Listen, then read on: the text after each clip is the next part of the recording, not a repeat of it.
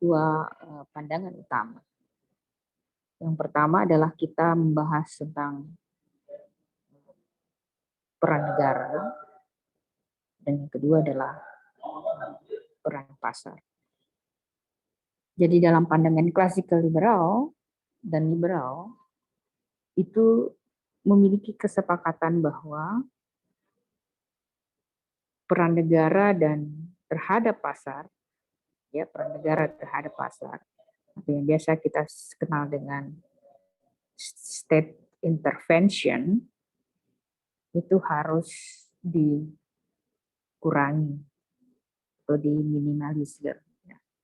So reducing the role of the state atau state intervention dalam pasar. Nah,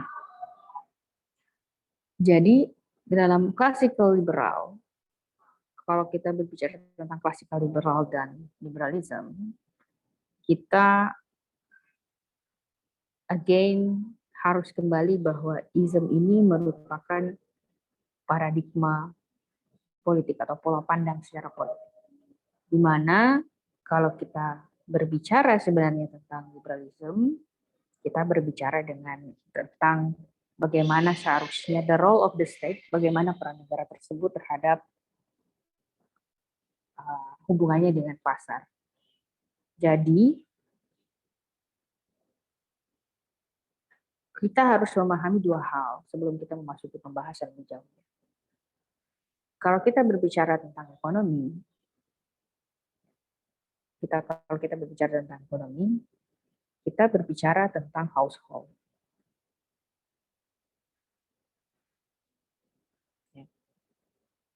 Jadi kalau kita berbicara tentang ekonomi, kita berbicara tentang ekonomi rumah tangga. Which is itu derived dari akar kata atau origin of word dari ekonomi itu berasal dari economics. Which is basically science to study bagaimana rumah tangga tersebut atau kegiatan-kegiatan manajemen rumah tangga. Karena kalau disederhanakan, di dalam unsur rumah tangga itu mengenal yang disebut banyak variabel. Ada income di situ, kemudian ada spending, selain spending juga tentu ada consumption di situ. Jadi keseluruhan itu merupakan aktivitas ekonomi. Jadi ada dua hal yang harus Anda pahami. Kalau ketika kita berbicara tentang aktivitas ekonomi, ya, atau economic activity, itu mencakup hal yang sangat luas. Cukup luas cakupannya kalau kita berbicara tentang economic activity. Berbeda kalau kita berbicara tentang pasar. Jadi kalau saya sering menyebutkan tentang ekonomi dan pasar, bedakan atau jangan disamakan ya. Jangan disamakan ketika saya mengatakan in economy dan di pasar itu berbeda. So di dalam branch ekonomi atau di dalam ekonomi terdapat aktivitas yang disebut dengan pasar. Atau terdapat kegiatan yang disebut dengan pasar. Jadi one is ekonomi, di dalam ekonomi itu ada kegiatan yang disebut dengan kegiatan pasar. Nah, kegiatan pasar ini itu terdiri dari 4 hal. Yang pertama, kita mengenal yang disebut dengan kegiatan production. Jadi kalau ingat, kalau ketika saya berbicara tentang state intervention, ya, atau intervensi negara, maka ini merujuk pada intervensi yang bisa dilakukan pada negara pada aktivitas produksi. Nah, kemarin kita belajar ada intervention dalam kuota, quantity, ya, tarif, ya, kemudian jenis barang dan jasa yang bisa diperdagangkan. Kita belajar dalam state market society. Itu sebabnya kalau kita belajar ekonomi politik dan state market society itu merupakan dua bidang yang tidak bisa kita pisahkan satu sama lain. Karena sebenarnya political economy is also talking about state market society. Baik, setelah kita ada 4 unsur tadi ya. Yang pertama adalah production. maka negara bisa mengintervensi produksi barang dan jasa. Intervensi dalam produksi bisa mencakup tentang pertama, ya, apakah dia peningkatan produksi, bisa B pengurangan produksi, dan bisa juga C merujuk di sini adalah pemberhentian produksi atau stopping production. Jadi negara bisa mengintervensi dalam 3 bidang ini. Nah, apa contohnya ketika negara melakukan intervensi dalam peningkatan produksi? Kita ambil contoh sekarang ini kasus minyak goreng misalnya. Langka karena diasumsikan produksinya kurang. Jadi pemerintah bisa intervensi kepada produsen minyak goreng, produsen CPO untuk meningkatkan produksinya, kapasitas produksinya untuk memenuhi kebutuhan masyarakat. B, pengurangan produksi. Pengurangan produksi ini, kalau kita ambil contoh, bisa saja dilakukan pemerintah. Misalnya dalam kebijakan contoh ya, kebijakan minyak goreng. Nah, kalau kita lihat minyak goreng itu kan dibuat dari, atau bahan dasarnya itu kan diambil dari CPO. Jadi kalau bahan dasarnya berasal dari CPO, itu yang kemudian dikonversi menjadi minyak goreng, kemudian juga dikonversi menjadi biodiesel. Biodiesel ini yang kita kenal dengan energi baru terbarukan, energi baru. Itu dicampur kemudian menjadi bahan bakar biodiesel, dan dicampur menjadi solar. Nah, mungkin Anda bertanya-tanya, kenapa sekarang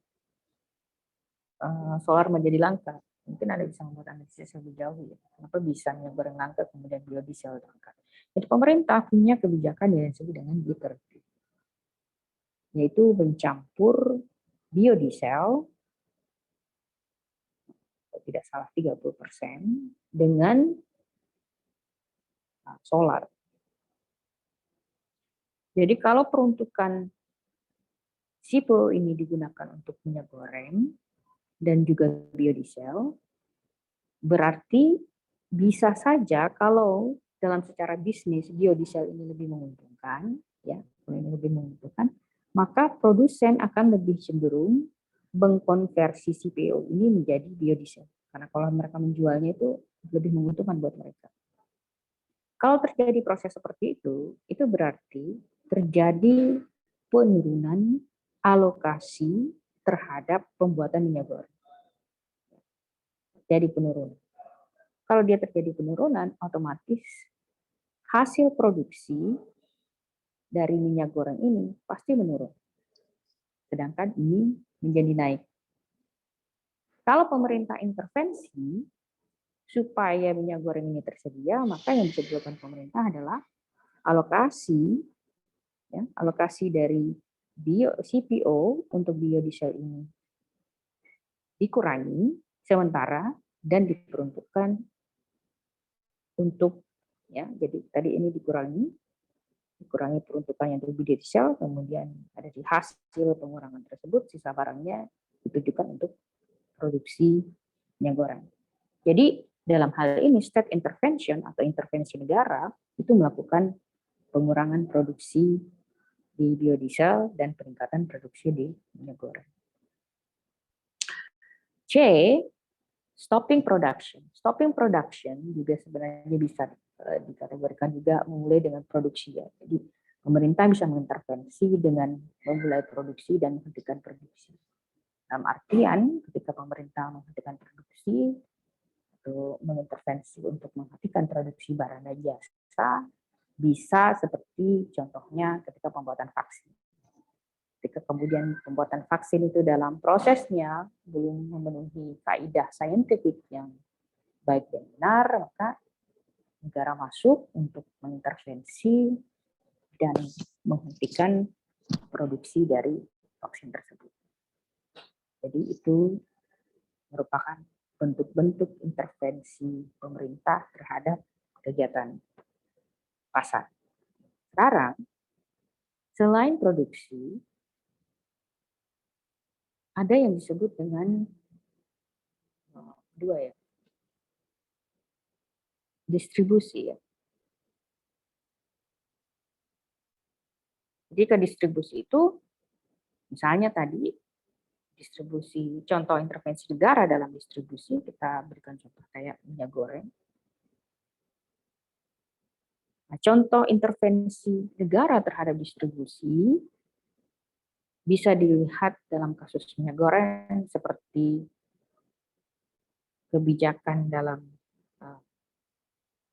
Permendak, dan peraturan Menteri Perdagangan nomor 6 tahun 2022 itu memutuskan 3 hal, yaitu pertama HET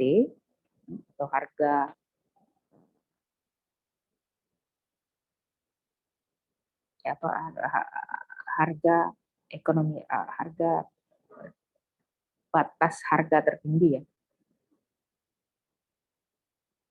Kemudian harga ekonomi tertinggi, kemudian yang kedua, jadi HET itu menjadikan acuan harga tertinggi seperti misalnya untuk curah Rp 14.000 ya. Kemudian yang kedua adalah menetapkan kuota untuk ekspor sebesar 20%, yang kemudian dirubah lagi menjadi 30%. Jadi 30% yang harus dijual dalam negeri, sisanya bisa diekspor. Kemudian ketiga adalah penetapan harga yang dibeli oleh produsen minyak goreng kepada petani sawit. Jadi ada penetapan harganya di situ. Nah, ketika terjadi distribusi, kita lihat di pasar itu terjadi kelangkaan. Jadi kelangkaan karena disebabkan oleh praktik pertama, terjadi distorsi dalam pasar. Kalau kita lihat ya, terjadi karena kebijakan ini terjadilah distorsi dalam pasar. Distorsi dalam pasarnya kita mengenal yang disebut dengan market distortion. Jadi ketika pemerintah menentukan harga, itu pasti akan terjadi yang disebut dengan market distortion. Nah, market distortion ini menyebabkan produsen yang tadinya ya produsen minyak goreng yang seharusnya menjual harga barangnya dengan perhitungan ekonomis di harga let's say Rp18.000, itu dipaksa menjual harga barangnya di Rp14.000.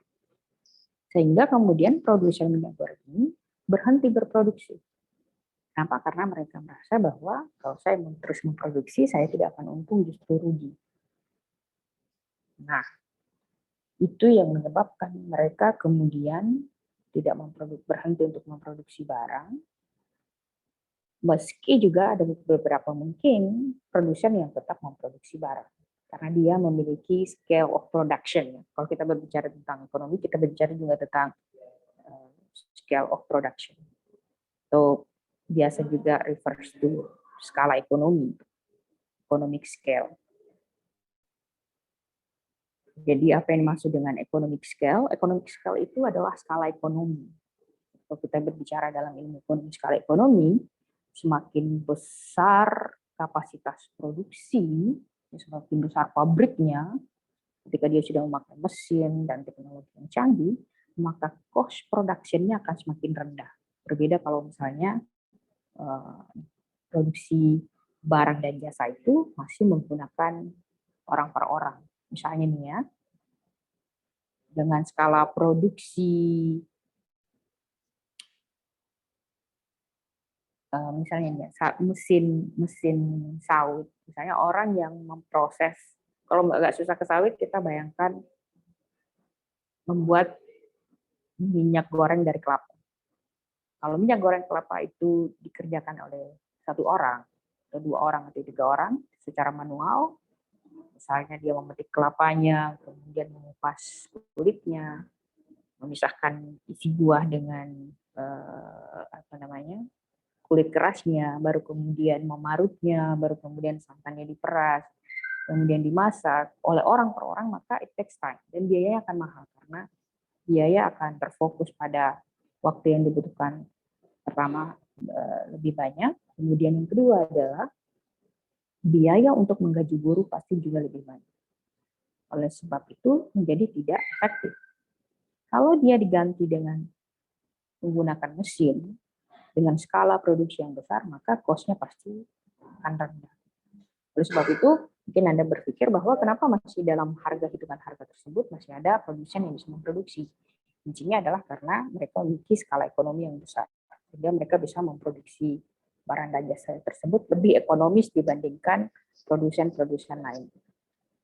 Nah, ketika negara sudah melakukan price intervention, yang tadi kita sebutkan ya, negara menentukan HET, HET itu harga eceran tertinggi, maka terjadi price distortion, market distortion. Pasar terjadi distorsi dalam pasar. Produsen berhenti untuk memproduksi. Di satu sisi, masyarakat nih. Jadi di produsen ini, kondisi pertama, produsen berhenti memproduksi. Di sisi kedua, pasar ketika melihat kelangkaan barang dan jasa, ketika kemudian dia melihat minyak goreng ada di, let's say, di minimarket atau di pasar, dia masyarakat tersebut memiliki kecenderungan untuk membeli dalam jumlah yang banyak. Kenapa? Karena merasa khawatir mungkin besok sudah tidak ada lagi, sementara saya butuh. Jadi dia kemudian membeli dalam jumlah yang banyak. Jadi dia membeli dalam jumlah yang banyak. Kalau dia pembeli tersebut membeli jumlah yang banyak, otomatis pasti produksi normal yang ditujukan untuk jumlah konsumsi normal pada awalnya sudah tidak bisa digunakan hitungannya, kan? Itu sebabnya jumlah produksi yang sama tidak berbanding sama dengan jumlah pembelian. Jadi jumlah pembelian jauh lebih besar daripada produksi. Sehingga kemudian barang tidak tersedia di pasar. Di samping itu juga tentu ada praktek-praktek yang pihak-pihak lain yang menguntungkan mengambil kesempatan dari kondisi ini, seperti kemudian distributor-distributor nakal yang menimbun karena punya kemampuan ekonomi, membeli dalam jumlah yang sangat besar, kemudian menimbunnya, tidak menjual, kemudian dikeluarkan sedikit-sedikit dengan harga yang mahal. Itu juga ada praktek seperti itu. Jadi pemerintah dalam hal ini itu bisa melakukan intervensi. Intervensi dalam artian apakah dari segi tadi ya price distortion-nya itu, tapi kita tidak berbicara apakah intervention-nya itu bisa berarti negatif atau positif, karena tergantung pada case. Tapi pemerintah bisa melakukan intervensi untuk melancarkan distribusi. Bisa dengan melakukan operasi pasar. Saya minta tolong bagi yang aktif mikrofonnya untuk dimatikan dulu ya. Mikrofonnya ya. Baik. Jadi kembali bahwa tadi negara atau pemerintah bisa melakukan intervensi pada sektor distribusi, baik dengan melakukan operasi pasar, seperti misalnya ke pasar terus mengecek apakah betul-betul barangnya ada, memastikan pada distributor apakah barang yang sudah di-keep oleh distributor betul-betul disalurkan kepada konsumen yang membutuhkan, dan sebagainya. Jadi itulah sektor yang mungkin kalau kita lihat ya, jadi negara bisa melakukan intervensi baik dari produksi, distribusi, juga negara bisa melakukan intervensi tentu dalam distribusi ini juga biasa kita kenal dengan bahasa ilmiahnya logistik.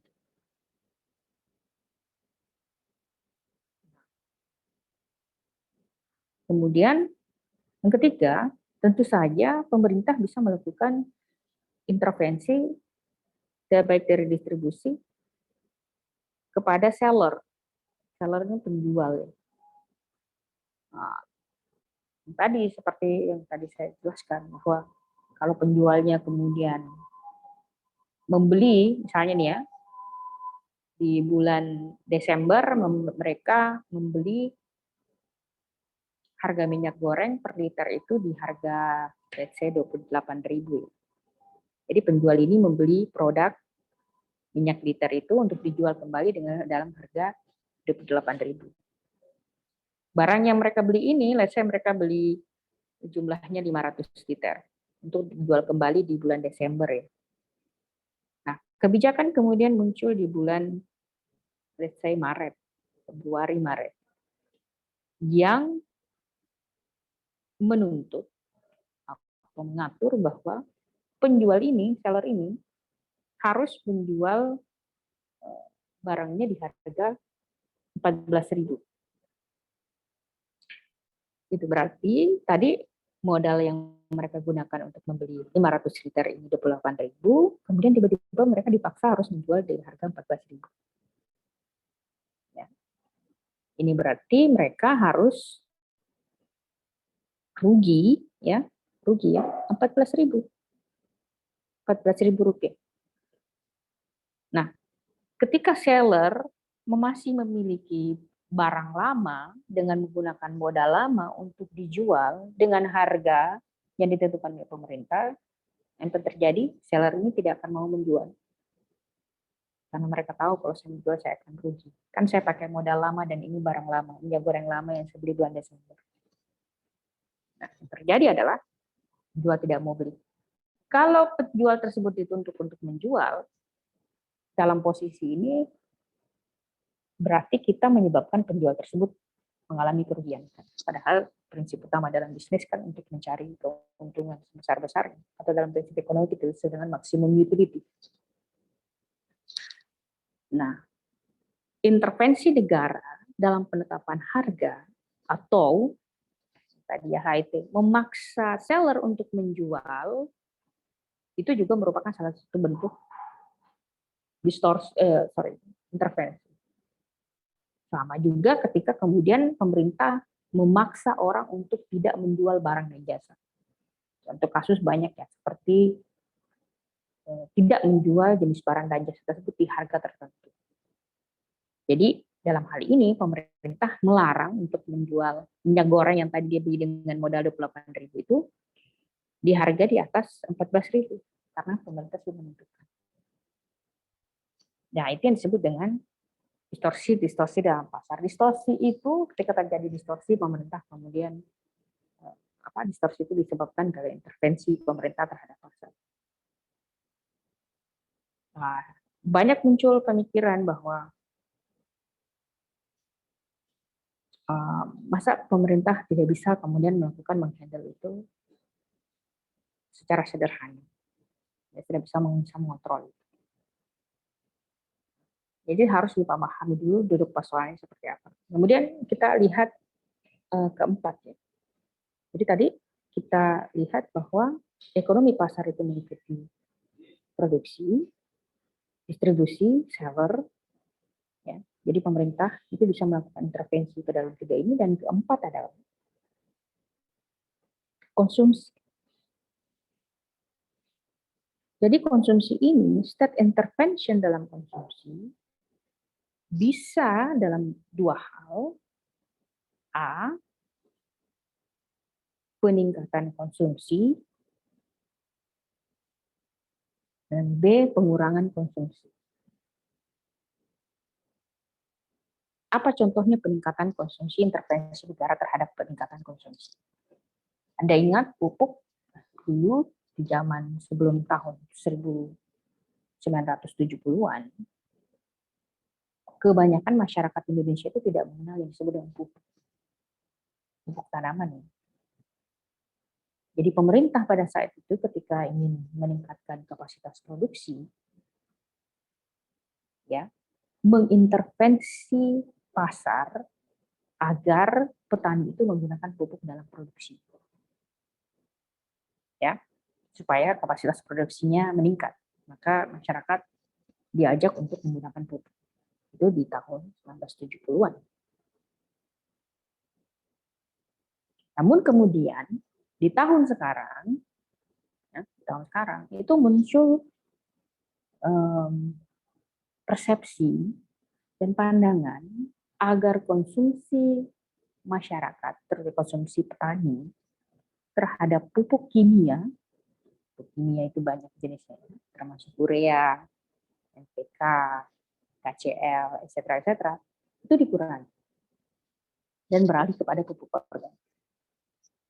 Itu berarti ketika negara kemudian sudah tidak mampu memiliki kemampuan fiskal yang cukup untuk memberikan subsidi, terutama pada pupuk, maka harus diambil kebijakan lain. Pengurangan subsidi pupuk, karena let's say pemerintah tidak memiliki kemampuan yang cukup untuk itu, memaksa petani, menyebabkan alokasi pupuk subsidi kepada petani tidak seperti demand permintaan yang diajukan oleh petani. Akibatnya, ya karena pupuk yang tersedia sedikit sementara demand banyak, harga pupuk menjadi naik. Terjadilah kemudian hukum pasar. Ya, siapa yang mampu beli dia mendapatkan, sehingga petani yang tidak mampu mungkin membeli tidak mendapatkan alokasi pupuk tersebut. Bisa kejadian seperti itu. Jadi dalam hal ini pemerintah bisa intervensi dalam produksi, ya kembali lagi ya, bisa intervensi dalam distribusi, kemudian tentu seller dan konsumsi. Sekarang itu perbedaannya kalau kita berbicara tentang kegiatan pasar. Jadi state intervention dalam kegiatan pasar. Nah, neoliberalisme pada intinya tidak menyukai jenis intervensi.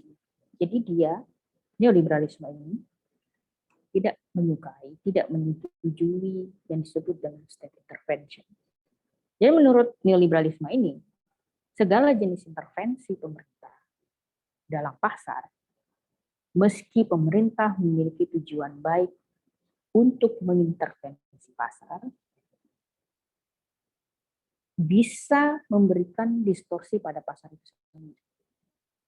Jadi menurut neoliberalisme, market itu harus berjalan secara alamiah, dibiarkan berjalan seperti itu, dan intervensi negara pada kegiatan pasar merujuk pada kegiatan produksi, distribusi, penjualan, dan konsumsi itu harus dikurangi. Itu pendapat neoliberalisme. Nah sekarang, apa yang dimaksud dengan neoliberalisme? Jadi neoliberalisme itu, paham neoliberalisme, kalau Anda lihat ya, merupakan paradigma yang mendominasi kontemporer tadi. Sekarang paham neoliberalisme itu mendominasi seluruh paradigma dalam bidang ekonomi. Dan diadopsi oleh banyak negara. Kita lihat ya. Neoliberalisme itu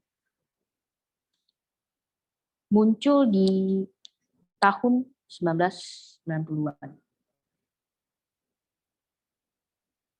Jadi sebenarnya prinsip utama dari neoliberalisme itu merujuk pada nilai-nilai yang disebut dengan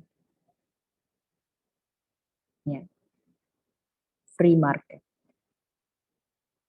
Jadi yang dituntut oleh neoliberalisme atau paradigma neoliberalisme yang dituntut atau yang dijadikan nilai utama dalam neoliberalisme adalah free market atau prinsip-prinsip ekonomi pasar yang bebas.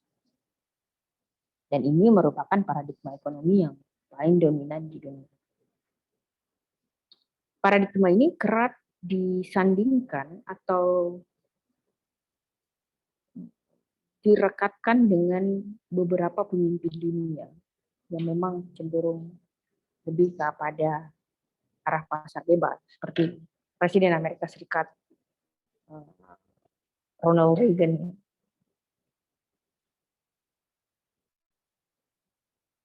Kemudian Bill Clinton.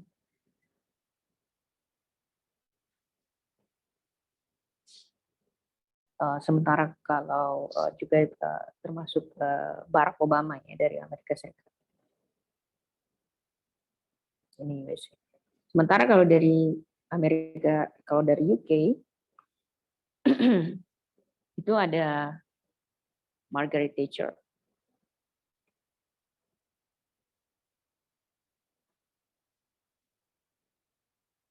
Kemudian juga ada Tony Blair.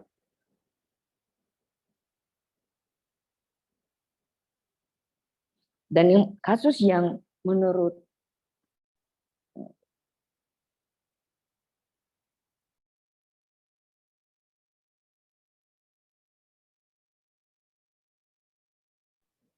jadi kasus yang cukup unik itu bisa dilihat dari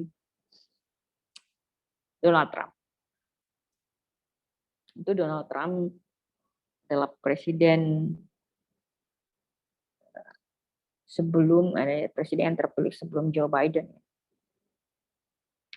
Nah, neoliberalisme ini, saking kuatnya paradigma neoliberalisme ini, Cina yang dulunya praktek pasarnya itu sangat sosialis, ya sangat terkontrol oleh negara, kemudian secara sedikit demi sedikit mengadopsi paham neoliberalisme.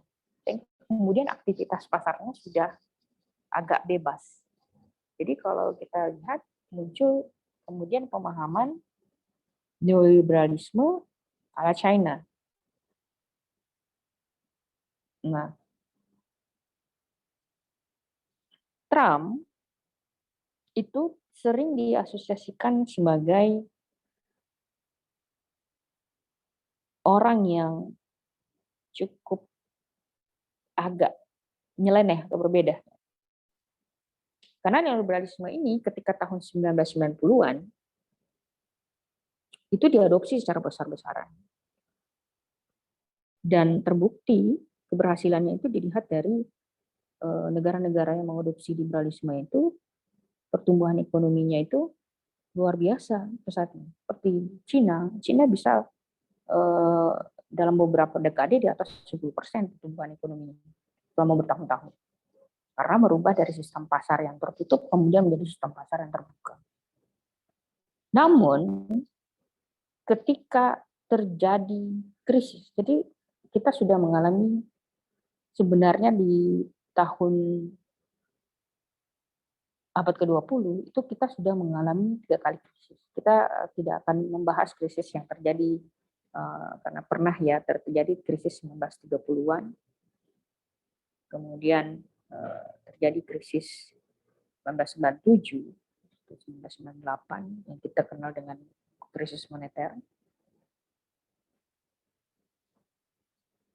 Kemudian setelah krisis moneter kita juga mengenal bentuk krisis lain yang di tahun 2008, 2009 kita mengenal yang disebut dengan subprime mortgage crisis. Jadi yang berasal dari Amerika Serikat. Atau housing crisis, yaitu awalnya sebenarnya adalah krisis housing bubble. Ini terjadi di Amerika Serikat. Nah, awal munculnya kritik terhadap neoliberalisme itu pertama kali muncul ketika terjadi krisis 2008-2009. Nah, apa yang terjadi pada tahun tersebut? Itu ingin saya gambarkan dalam model sederhana. Jadi di Amerika, krisis ini terjadi di Amerika.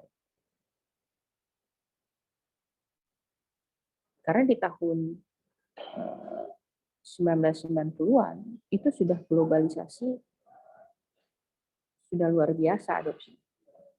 Jadi di Amerika Serikat yang menjadi akar dari masalah tersebut, ya, krisis tersebut, yaitu di mana ya bank Amerika, bank-bank di Amerika itu memberikan pinjaman, ya, jadi mereka memberikan pinjaman kepada dua pihak. Pihak pertama tentu adalah orang per orang, ya, yaitu individu. Kemudian pihak kedua yang memberikan pinjaman kepada developer rumah atau developer perusahaan atau perusahaan yang membangun perumahan.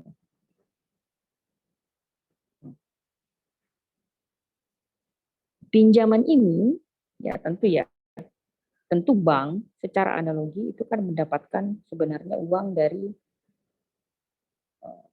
ada dua hal, ya.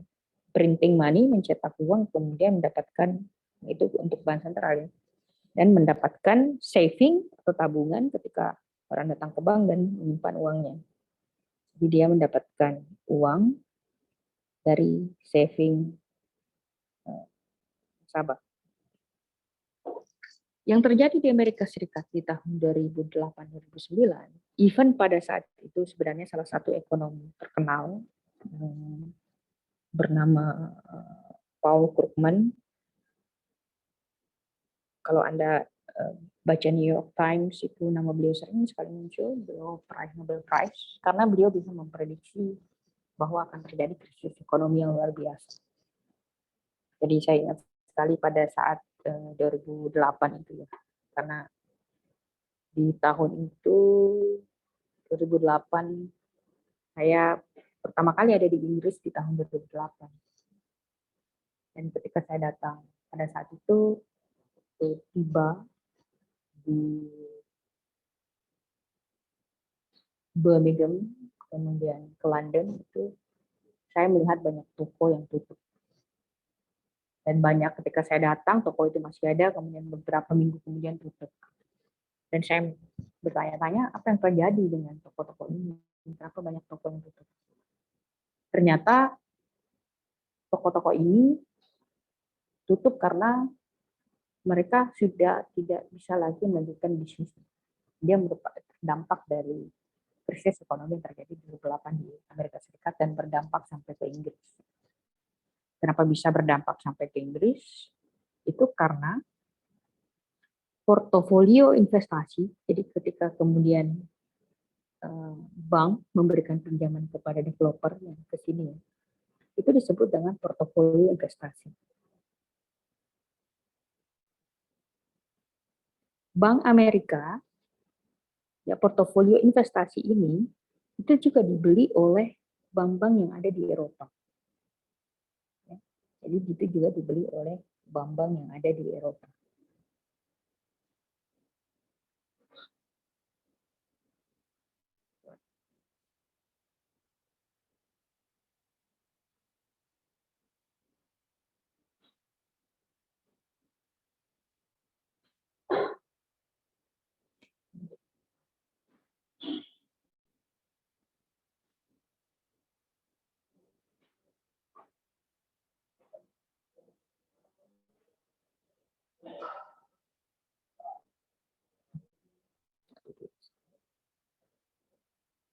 Let's go. Oke.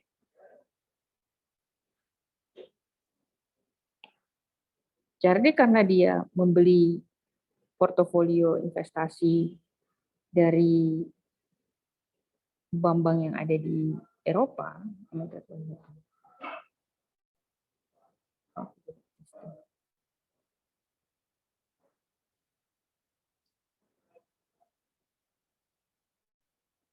ya, jadi coba ya.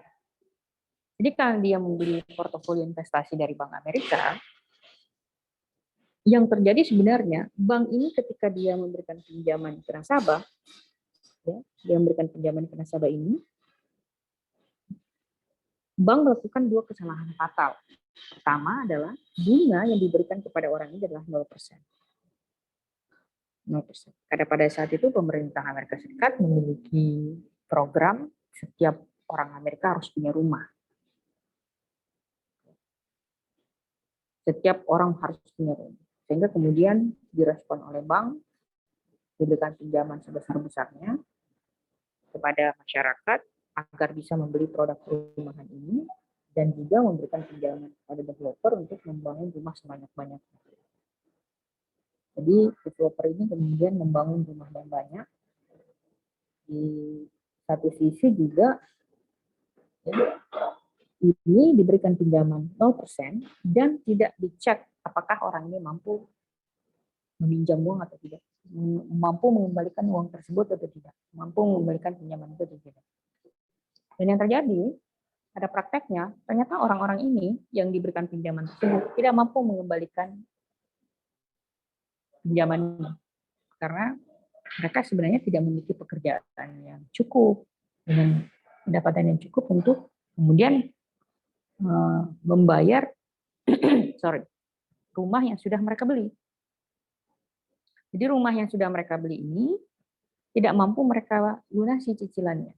Baru cicilan pertama, kedua, ketiga, kemudian stuck. Beberapa bulan tidak bisa dibayar.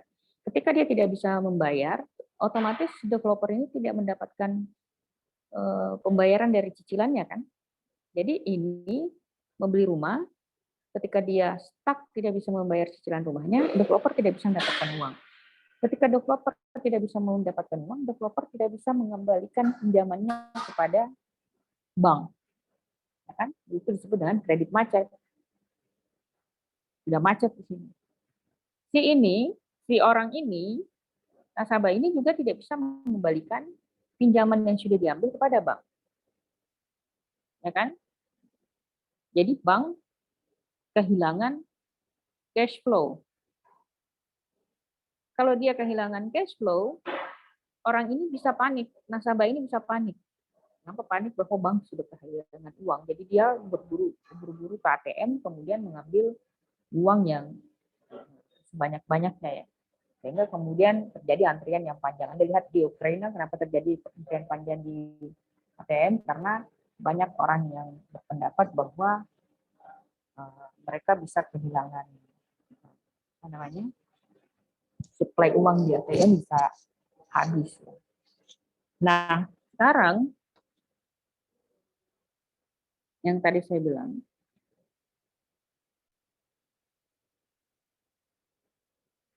karena developer tidak bisa mengembalikan pinjamannya, ya, dan ini nasabah ini tidak bisa membayar cicilan rumahnya, otomatis bank yang di Inggris ini, ada beberapa bank yang di Inggris, di Eropa yang kemudian membeli portofolio investasi ini ya, itu juga tidak bisa mendapatkan aliran dana dari uang yang sudah mereka keluarkan. Ya, ada bank seperti Lloyds, PSB, kemudian Santander, itu terpaksa harus menanggung kerugian yang luar biasa. Sehingga kemudian pada saat itu pemerintah ekonom berpendapat bahwa kalau market works by itself, kalau pasar itu bekerja dengan sendirinya, akan terjadi kasus-kasus seperti ini. Karena penyebab dari krisis 2007-2008 itu menyebabkan stagflasi selama 10 tahun. Dan itu diselesaikan oleh Obama. Itu disebabkan karena permasalahan ini disebabkan karena kurangnya intervensi negara terhadap pasar. Ya, pasar negara hanya mengatakan bahwa punya program bahwa semua warga negara Amerika Serikat harus punya rumah. Tapi secara prakteknya itu less intervention dari negara, sehingga kemudian terjadilah krisis yang luar biasa sekali di Amerika Serikat pada saat itu. Sekarang kita kembali.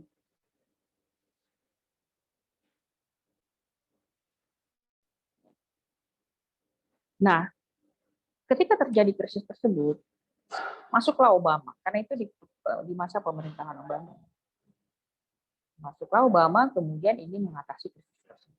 Ada beberapa plan yang kemudian economic program yang dikeluarkan oleh Obama. Salah satunya adalah untuk membantu orang miskin yang disebut dengan Obamacare. Itu kayak seperti asuransi kesehatan, salah satu program dari Obama. Nah, program dari Obama ini,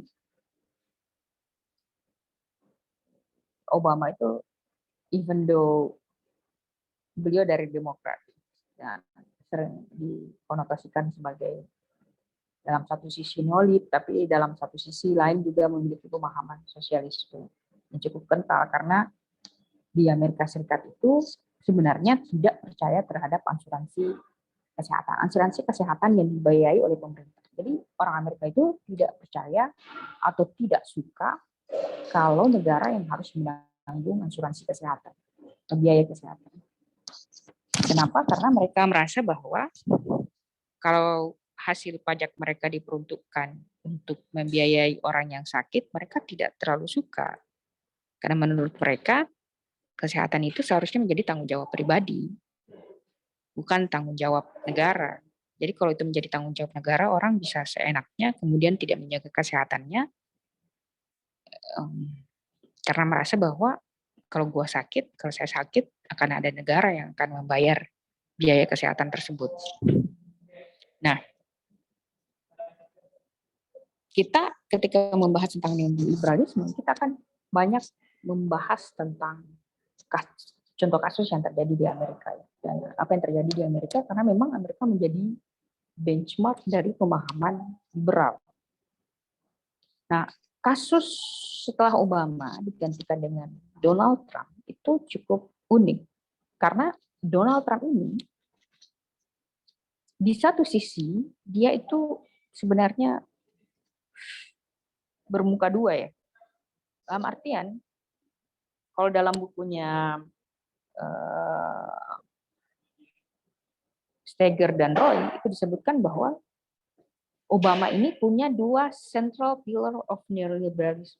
Jadi dia sebenarnya ini sangat neoliberal. He has two central pillars of neoliberalism. Apa yang dilakukan dalam kebijakannya itu bisa dilihat bahwa dia seorang yang sangat neoliberal. Pertama adalah dia melakukan deregulation ya, deregulasi dalam ekonomi. Jadi deregulasi itu dalam artian aturan-aturan yang kemudian mengintervensi pasar itu dibuang habis-habisan, itu dihapus habis-habisan oleh Trump. Kemudian dia juga mengeluarkan kebijakan massive tax cuts atau pemotongan pajak secara besar-besaran, terutama untuk orang kaya. Banyak orang yang berpendapat bahwa Trump melakukan kebijakan ini karena dia juga seorang pengusaha, sehingga kemudian dia tidak ingin perusahaannya itu terbebani oleh pajak, dan dia juga karena dia orang kaya, jadi dia nggak mau dipajaki terlalu tinggi.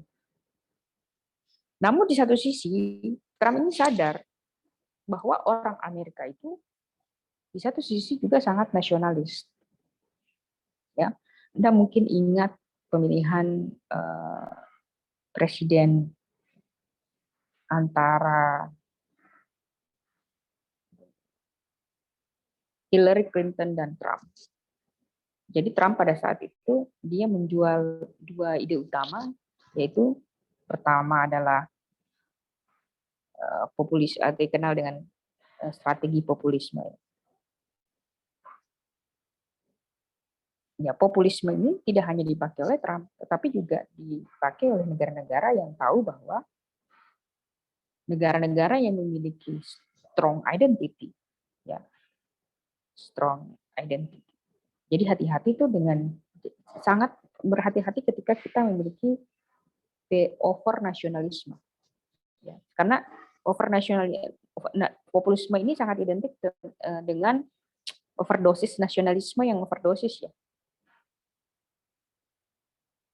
Overdosis. Dalam artian dia merasa bahwa dialah yang terbaik. Sama dengan orang Amerika, dia merasa bahwa negaranya yang terbaik.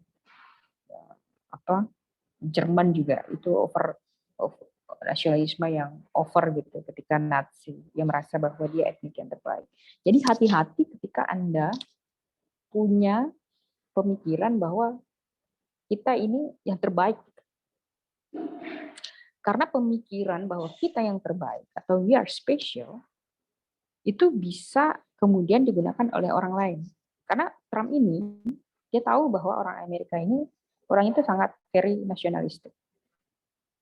Orang ketika ingin merebut hati mereka, ada dua pendekatan yang bisa dilakukan. Dia menggunakan pendekatan populisme, dengan memanfaatkan jiwa nasionalisme oleh orang Amerika Serikat, dengan ya menyerang Cina. Jadi Cina itu dijadikan common enemy. Jadi common enemy itu ketika dalam peristiwa politik, kandidat politik itu ingin merebut hati dari pemilih atau voters, mereka akan mengeluarkan strategi kampanye politik. Biasanya yang dilakukan adalah menciptakan common enemy atau musuh bersama. Seperti misalnya dalam populisme itu yang dimainkan adalah identity, kemudian yang kedua yang dimainkan adalah agama. Karena agama itu menjadi identitas yang sangat kuat. Ya, jadi kalau kita identity itu bisa kepada etnik, ya. Kita apa namanya? Kalau di Amerika Serikat orang kulit putih itu mereka punya strong identity, merasa yang lebih baik. Dan di Amerika Serikat identity agama Kristen Protestan itu Anglican itu sangat kental sekali. Jadi untuk menjadi presiden itu harus Kristen di Amerika Serikat. Dan even though mereka very democratic, belum tentu juga masyarakatnya very democratic. Secara sistem mereka bisa demokrasi, tapi supporternya belum tentu dia very democratic. Jadi jangan membayangkan Amerika Serikat itu dipenuhi oleh orang-orang yang highly educated, banyak juga orang miskin di sana dan banyak juga orang bodohnya di sana. Nah, sama aja di bagian negara. Nah, Anda sebagai yang belajar politics, political economy, ini tuh be smart, harus lebih smart melihat kondisi tersebut. Jadi ketika ada orang yang menggunakan pendekatan common enemy, ketika Amerika Serikat kemudian menjadikan China sebagai common enemy Amerika Serikat ketika pemilihan presiden, Trump mengeluarkan strategi bahwa ekonomi Amerika telah dikuasai oleh China. Sehingga dengan begitu dia harus melakukan proteksi yang besar-besar terhadap perekonomian Amerika. Dengan cara apa? Dengan cara menciptakanlah yang disebut dengan perang dagang. Kita mungkin dengar kata perang dagang antara Amerika Serikat dan China ya. Yang sebenarnya intinya satu, itu menaikkan tarif pajak terhadap barang-barang Cina. Kemudian yang kedua memang ada beberapa jenis barang tertentu yang dihentikan impornya dari China.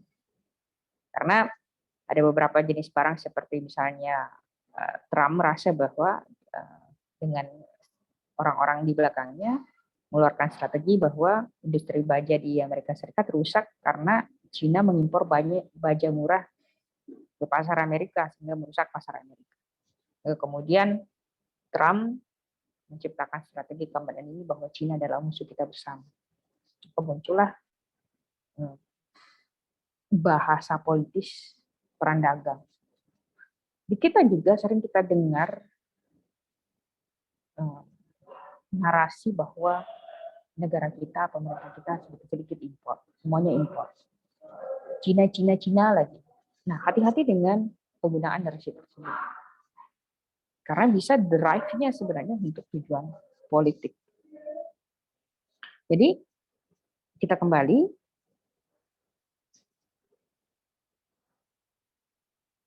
Jadi, neoliberalisme itu sebenarnya sangat bertolak belakang dengan economic nationalism. Di dalam negara, praktek ekonomi dalam negara Amerika Serikat, Trump ini sangat neoliberal. Sebenarnya dia sangat neoliberal secara praktek. Kemudian dia sadar bahwa ketika kemudian dia menggunakan pendekatan tersebut, dia tidak akan bisa mendapatkan dukungan dari masyarakat Amerika Serikat, sehingga kemudian dia menggunakan pendekatan economic nationalism. Karena otomatis buat Anda akan merasa bangga kalau Anda bisa memproduksi sendiri untuk negara Anda sendiri kan. Dan pada saat itu Cina menjadi sasaran yang empuk karena memang secara kenyataannya dilihat di pasar bahwa sampai barang-barang kecil kemudian diproduksi oleh mereka. So, dalam bukunya Roy tersebut mengatakan bahwa Trump itu memiliki two central pillars of neoliberalism. Pertama, deregulasi dari ekonomi, kemudian pemotongan pajak secara besar-besaran, tetapi di satu sisi dia juga menerapkan economic nationalism, tadi dengan pendekatan populisme. Kemudian trade protection. Trade protection ini muncullah notion perang dagang. Jadi sebenarnya dia adalah orang yang sangat neoliberal, tapi dikamuflasekan dengan economic nationalism. Jadi trade protection itu dikamuflasi dalam stone trade policy. Stone trade policy yang tadi kebijakan perdagangan internasional yang sangat ketat, baik itu dari tarif, karena menurut dia jangan sampai kemudian impor-impor barang atau aktivitas pasar itu kemudian merusak produksi barang dan jasa di pasar domestik.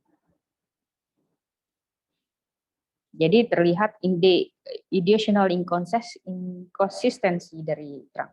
Tapi menurut saya sebenarnya inkonsistensi dari Trump ini hanya merupakan bagian dari strategi politiknya saja untuk memenangkan pemilu. So Trump obviously terlihat incoherence dan juga mendemonstrasikan pemikirannya yang sangat free market thinking. And then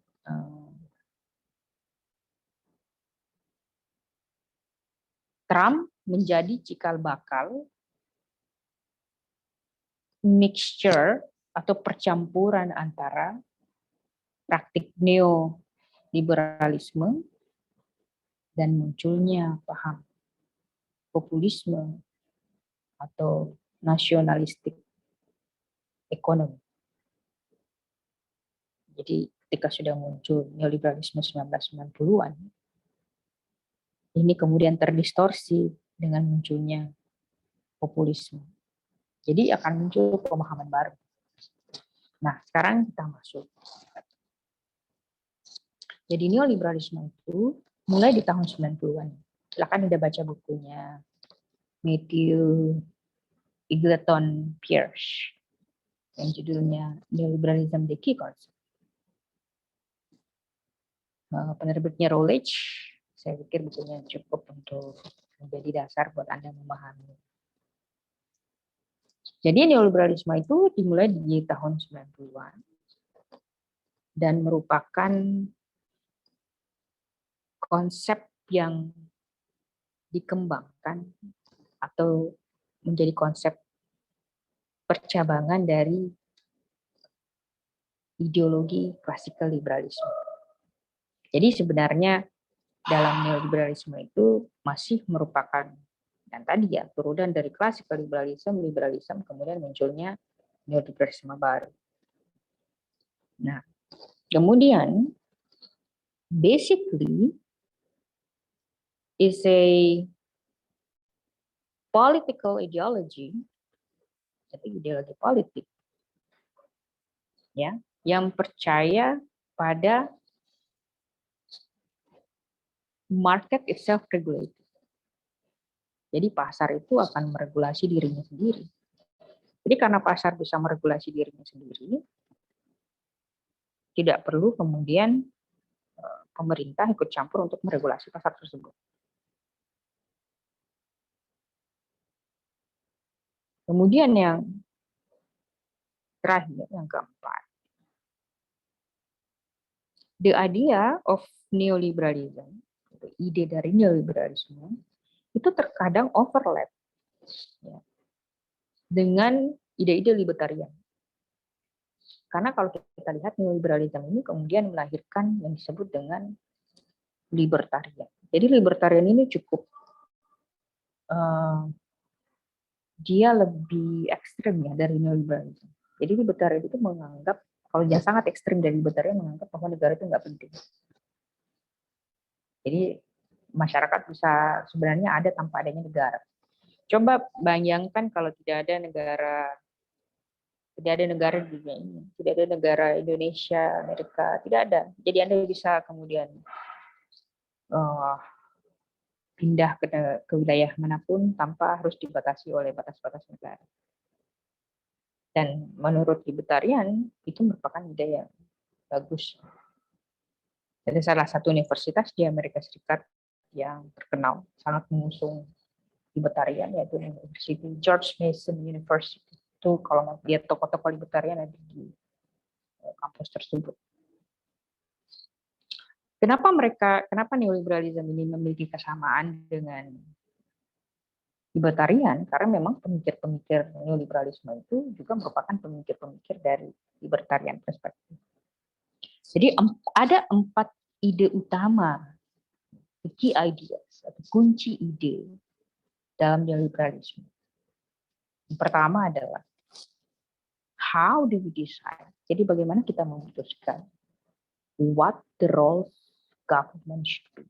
Bagaimana peran pemerintah itu seharusnya seperti apa? Kemudian kedua, why should the government be limited? Kenapa pemerintah itu harus dibatasi? Jadi kita selalu bicara tentang limited. And why do you think it should be limited? Dan kenapa Anda berpikir bahwa itu harus dibatasi? And the last one, we are talking about what is the legitimate role of the government. Jadi secara sahnya itu legitimate-nya peran pemerintah itu seperti apa? Nah, ada beberapa tokoh yang menjadi pemikir kunci dalam neoliberalisme. Salah satunya adalah Milton Friedman. Milton Friedman ini menulis beberapa buku, termasuk yang terkenal ya, Capitalism and Freedom, Free to Choose. Jadi dia menulis, Milton Friedman ini menulis Free to Choose bersama istrinya, Rose Friedman. Rose Friedman juga ini ya, merupakan ekonom yang juga sangat terkenal. Beliau juga menulis buku Money Mischief. Jadi beliau ini sebenarnya pakar dalam sejarah moneter. Kemudian kalau kita lihat dari biografinya, beliau berasal dari Ukraina. Jadi beliau dari latar belakang Yahudi, tuannya dari Ukraina, Yahudi Ukraina, kemudian berimigrasi ke Amerika Serikat, hingga kemudian Milton Friedman ini lahir di New York. Dia menikah dengan Rose Friedman yang juga merupakan, tadi disebutkan, ekonom terkenal, berasal dari Chicago School. Jadi Chicago School itu, saya ingin mengulang kembali, bisa berarti dua hal. Chicago School itu dia bisa sekolah di sana, University of Chicago atau universitas yang berada di Chicago ini, kesepahaman konsep, atau mengajar di sana. Mengajar di Universitas Chicago. Jadi dia, Milton Friedman ini American economist yang memenangkan Nobel Prize di bidang ekonomi karena hasil penelitiannya yang luar biasa dalam bidang konsumsi, monetary, sejarah moneter, kemudian kompleksitas dari stabilization policy. Stabilization policy ini kebijakan stabilisasi terutama dalam harga. Beliau merupakan bagian dari Chicago School. Jadi dia mendapatkan master degree-nya dan kemudian program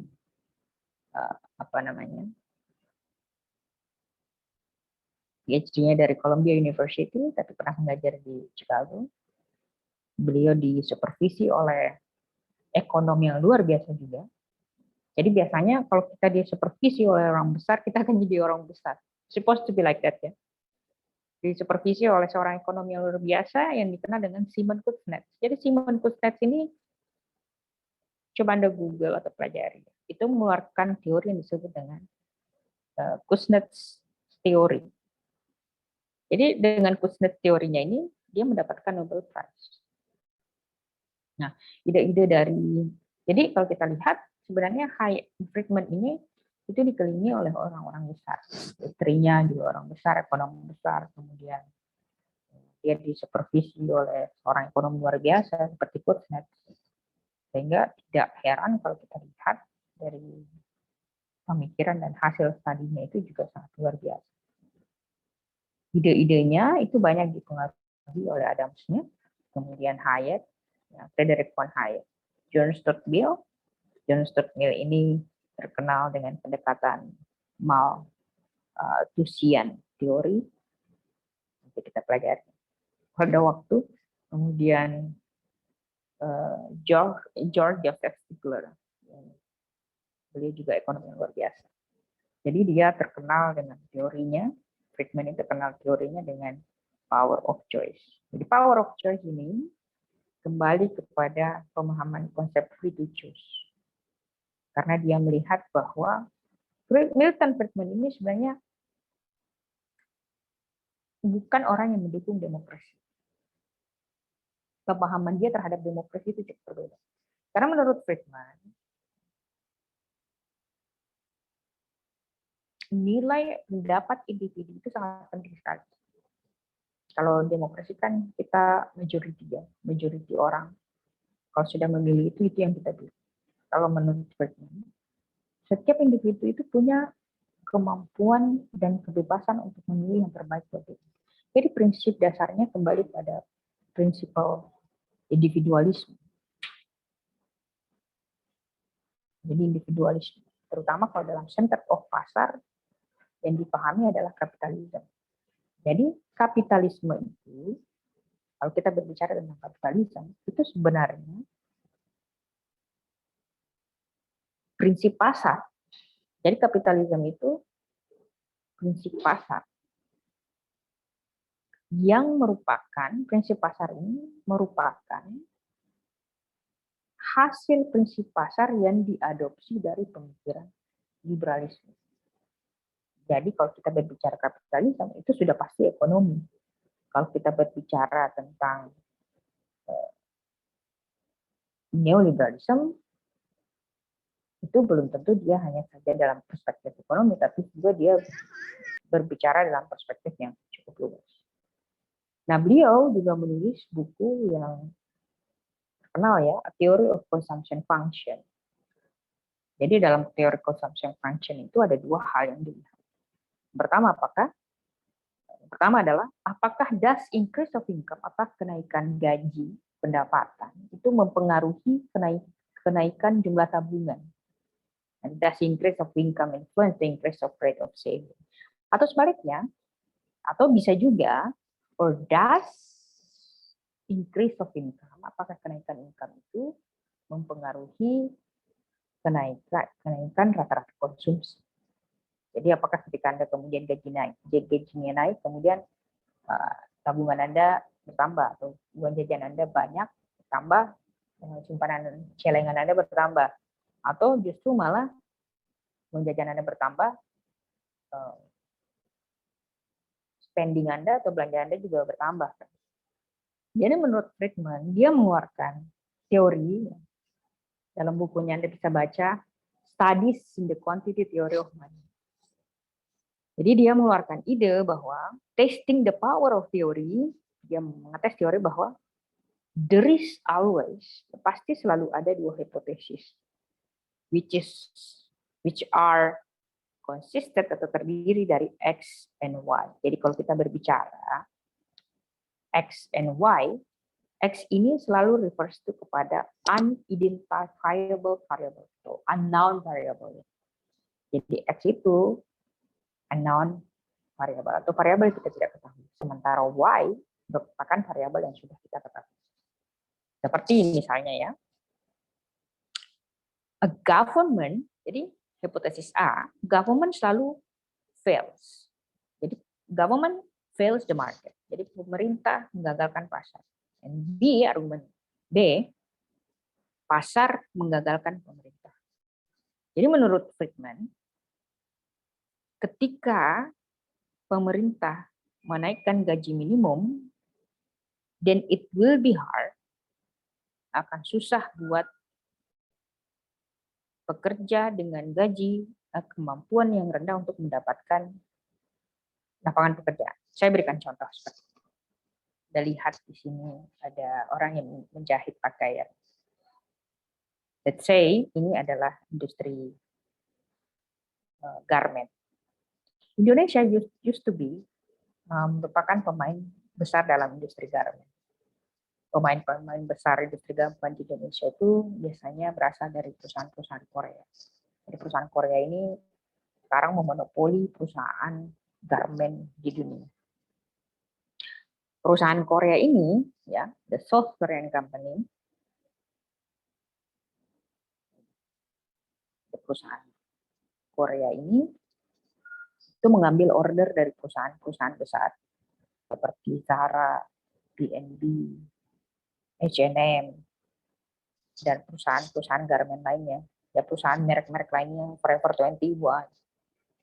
Jadi Zara, B&B, H&M, dan Forever 21 dan semacamnya itu memberikan order kepada perusahaan Korea garment ini untuk memproduksi baju,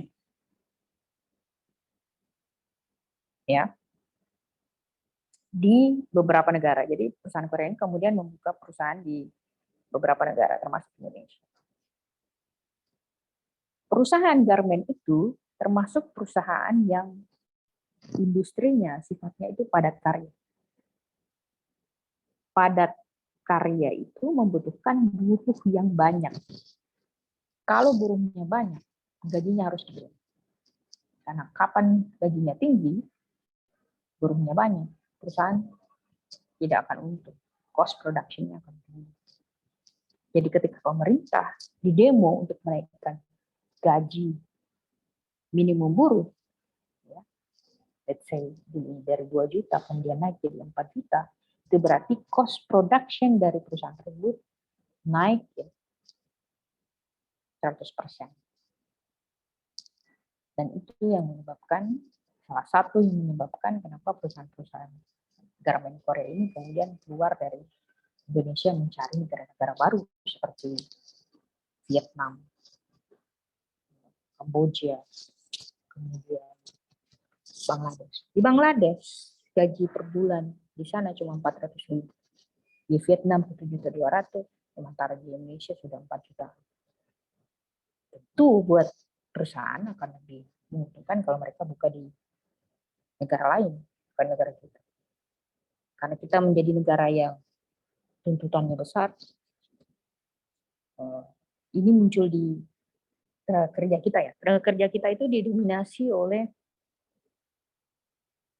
sumber daya manusia lulusan SD, SMP. Ya. Tapi dalam posisi tersebut menuntut untuk digaji lebih besar daripada lulusan S1. Jadi kalau yang bekerja di pabrik itu dia lulusan SMP, SD, adalah lulusan SMA, gajinya 4 juta, sementara untuk jadi PNS gajinya 2 juta. Orang kan berpikir, ngapain kita sekolah tinggi-tinggi kalau gaji kita akhirnya lebih kecil daripada gaji orang yang tidak tinggi sekolahnya. Jadi itu salah satu problema yang harusnya kita pahami bersama. Jadi kalau kita lihat kembali, penentuan gaji minimum dengan meningkatkan gaji minimum buruh pasti akan berpengaruh terhadap cost of production. Kayak tadi yang saya sebutkan. Perusahaan pabrik yang Korea tersebut kemudian memindahkan pabrik mereka. Mungkin Anda pernah mendengar penutupan pabrik Nike di Indonesia, dipindahkan ke Vietnam. Atau mungkin Anda lihat sepatu Anda yang dulunya made in Indonesia sekarang made in Vietnam. Nah, jadi perusahaan itu ketika dia mengambil keputusan selalu bersifat rasional. Mereka memindahkan pabriknya tentu karena alasan biaya operasional. Jadi kalau kita lihat government dalam hal ini, pasar itu pasti selalu untung, selalu untung. Sementara pasar itu tujuan pemerintah itu selalu mensejahterakan masyarakat. Nggak akan pernah cocok mereka ini. Karena kapan pemerintah sifatnya dia mencari untung itu dia korupsi ya. Berarti sebenarnya dia sudah menjadikan politik as industri, politik sebagai industri. Jadi kalau didasarkan pada sifat alamiahnya, pemerintah menyediakan kesejahteraan, sementara pasar menyediakan keuntungan. Jadi tugas pemerintah lah yang sebenarnya harus menyediakan kesejahteraan buat masyarakat, bukan tugasnya pasar. Jadi kalau misalnya dia buruh-buruh ini ingin bagus hidupnya, yang harus dilakukan pemerintah menurut pendekatan yang liberal, tidak perlu pemerintah ikut campur dalam penetapan gaji minimum. Tidak perlu intervensi dalam kegiatan apa yang terjadi dalam pasar tersebut. Tapi memastikan bahwa prasarana bisnis tersebut, orang yang mau berinvestasi di Indonesia itu nyaman gitu. Regulasinya jelas, pajaknya tidak terlalu tinggi, kemudian korupsinya rendah, sehingga kemudian orang mau datang berinvestasi itu nyaman. Kalau dia berinvestasi nyaman, itu akan muncul yang disebut dengan trickle down effect. Apa yang dimaksud dengan trickle down effect? Anda lihat gelas wine itu ya.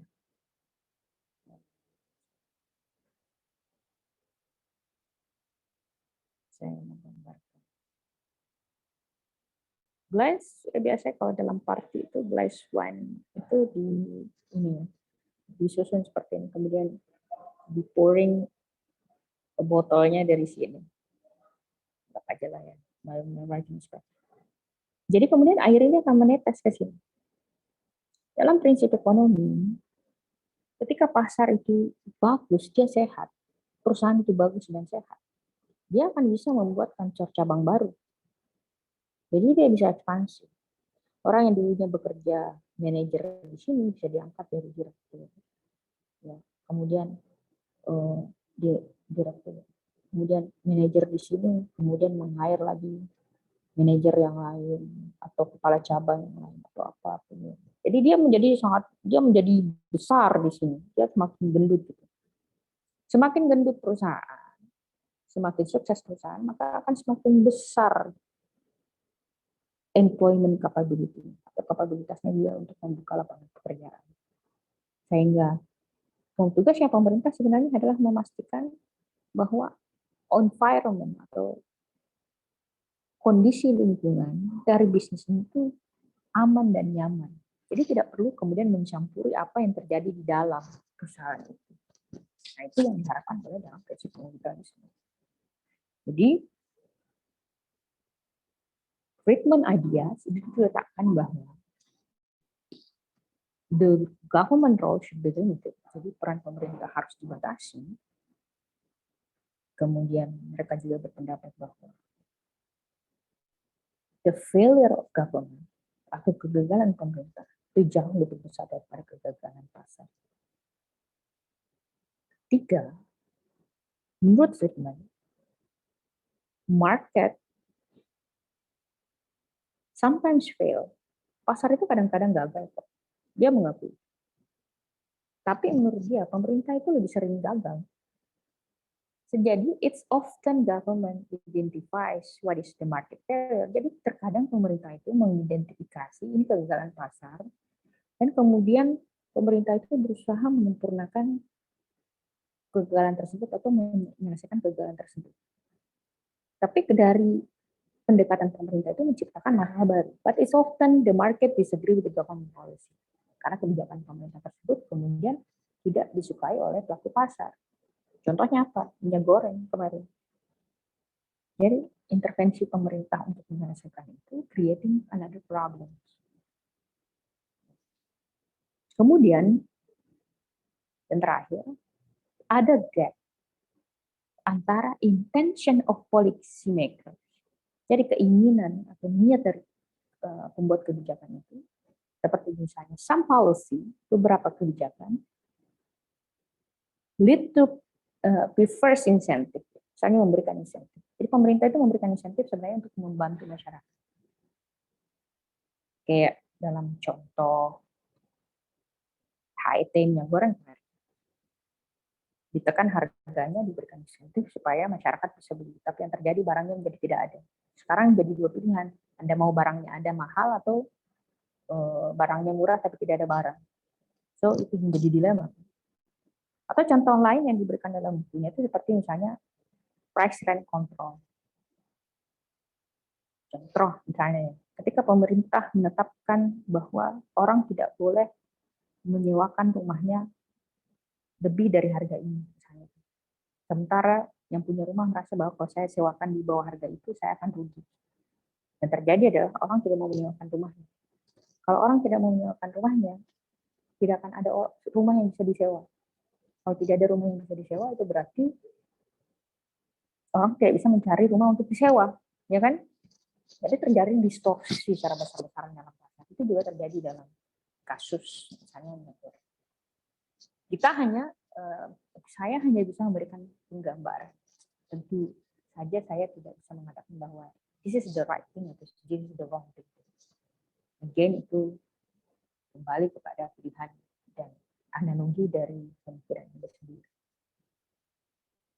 Baik, sampai di sini apakah ada yang ingin ditanyakan? Silakan.